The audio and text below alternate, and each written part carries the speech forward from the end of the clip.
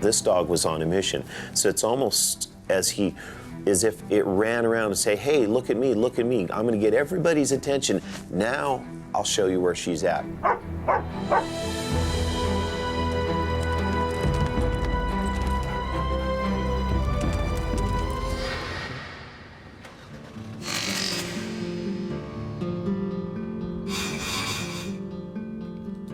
It was December 13th, 2006, and I was at my house in Moab.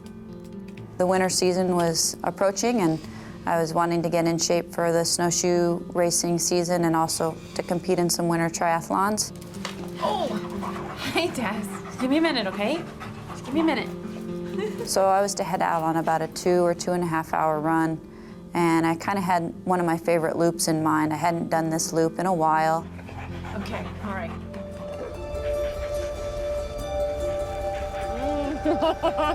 One of the world's premier extreme sports athletes, Donnell is known for staggering feats of endurance in adventure racing. Single and living alone, her constant companion is her dog, Taz.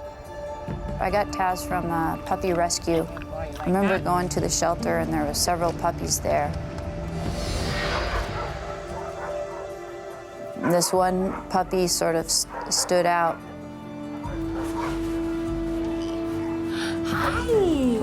Because he was energetic and he liked to run around and he was hyper and he had this real playful attitude about him that I liked. I sort of connected with that. With Taz for company, Donnell is planning a routine training run through Moab's backcountry. It's a beautiful but rugged wilderness where few people ever go. Despite its beauty, the backcountry surrounding Moab can be hostile and dangerous.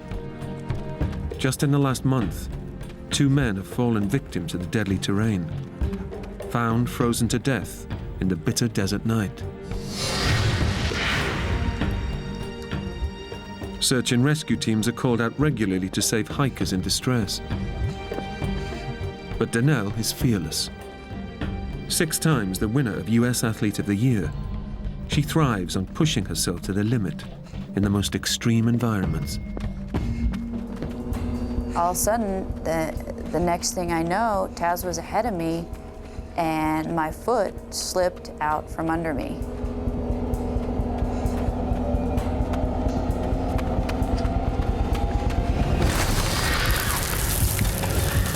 I almost immediately knew that I was in trouble because I couldn't stop.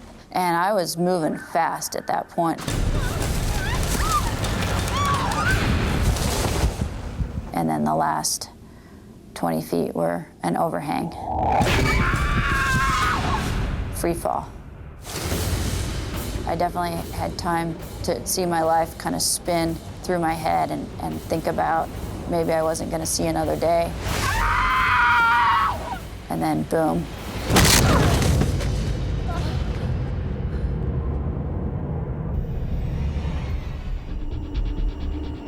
It's a horrendous fall.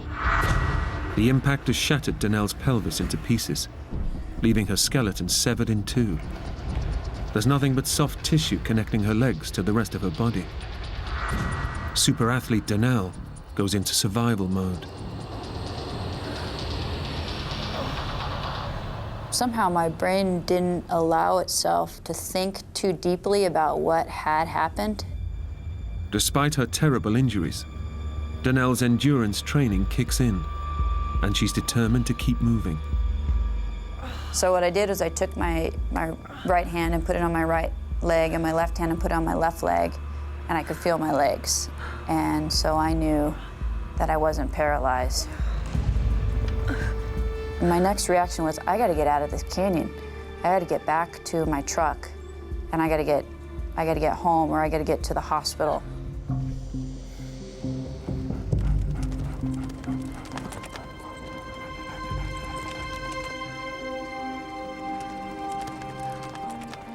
Taz comes to Donnell's rescue. Taz, there you are. Taz has found her way back through the canyon to reach her. She is no longer alone, but Taz's appearance brings more than comfort. Since he had gotten to where I landed, I knew that there was a route out. So I used him as my guide and kind of dragged myself where he went along the shelf and then back down to the bottom of the canyon.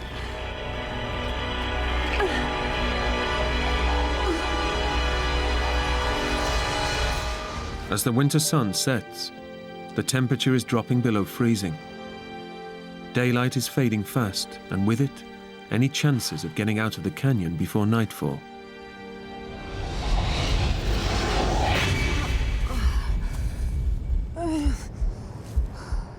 Despite Danelle's superhuman efforts, she's far from safety. Too tired to go on, she stops for the night.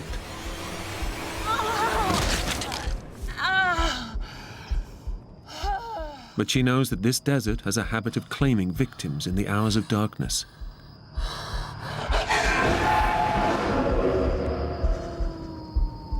It was comforting having Taz there. And I also knew that if there was to be, say, a coyote or something that was to come into the canyon, that he would bark and scare any wild animals away.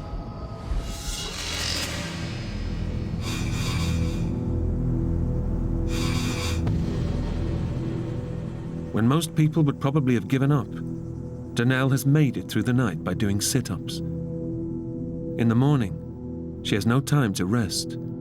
She intends to crawl her way 2 miles back to her truck. My plan was to take that gel to give me some energy and then to continue to crawl out. As the day wears on, the risk posed by the bitter cold lingers. But a new threat emerges. Inside her body, Danelle's injuries have taken a lethal turn for the worse. I started to feel this inflammation in my midsection, and it was kind of soft and squishy.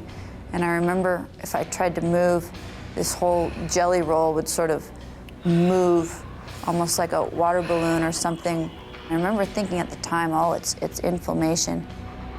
It's not inflammation. It's far worse. Danelle's shattered pelvis has severed blood vessels in her pelvic cavity. She's been bleeding internally for a day and a half, starving her brain and other major organs of the vital oxygen they need for her to survive. Danelle is bleeding to death.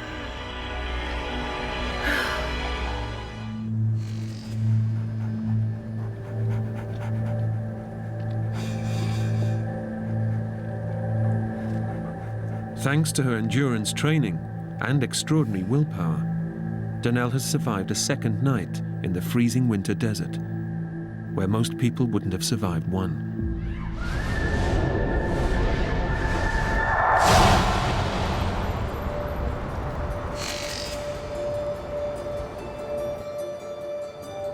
Two days after she set out on her run, several phone calls from Danelle's family and friends have finally alerted the police to her disappearance. Morning, Frank. What do you got there? I got a possible missing persons call yesterday. I went out to the house this morning to check it out.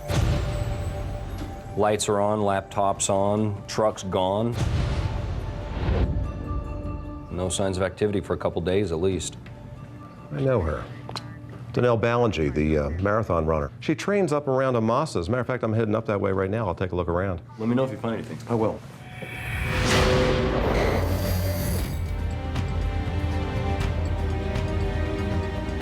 Local detective Craig Shumway knows that Danelle often trains in the Amasa back area, north of Moab. He's hoping his hunch pays off.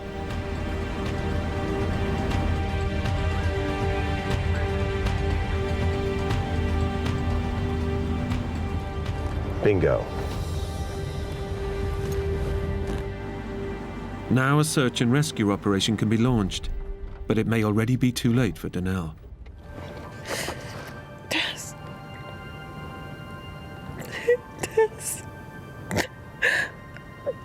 I need you to help me. Taz was there with me, and he was all I had at that point. And I said to him, I said, Taz, I'm hurt, I need help. Can you go get help? Taz, need you to help me. Go get me help. Tess, go find some help for me, please.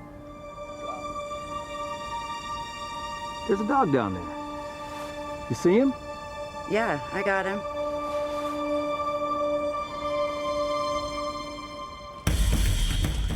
Taz has found his way out of the canyon and is heading towards the search party.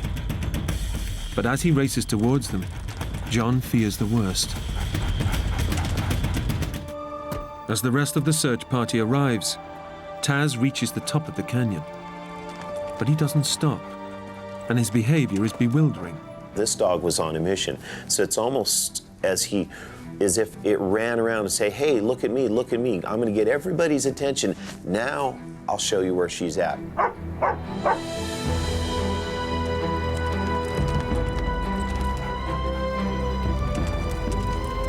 Where is he going? All of a sudden, down in the bottom of the canyon, the dog reappears and headed back up the Amasaback Trail.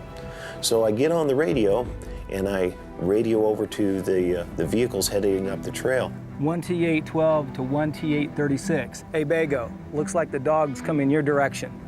Let him pass. Let's see where he's going. I'm looking over my shoulder, and sure enough, Taz appears and takes off up over the hill. I'm going, you know, I think I should follow Taz for about 5 minutes just to see. Okay, dog. Let's see what you know.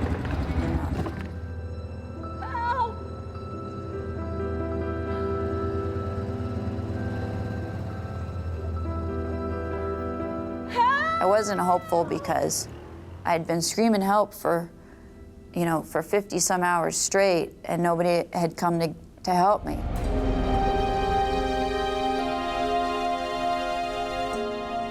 It was the best moment of my life because I knew right then that I was going to get a second chance. I knew I was going to make it. And it was quite emotional, because not very often do you go on a rescue where somebody's life is really quite on the edge. The look on her face was one of relief, and then the tears came. Next thing he said to me was, "You got one good dog." And I just started crying. I just laid there and started crying. I don't think any human could have survived another night in those temperatures. Taz's extraordinary bond with Danelle has saved her life.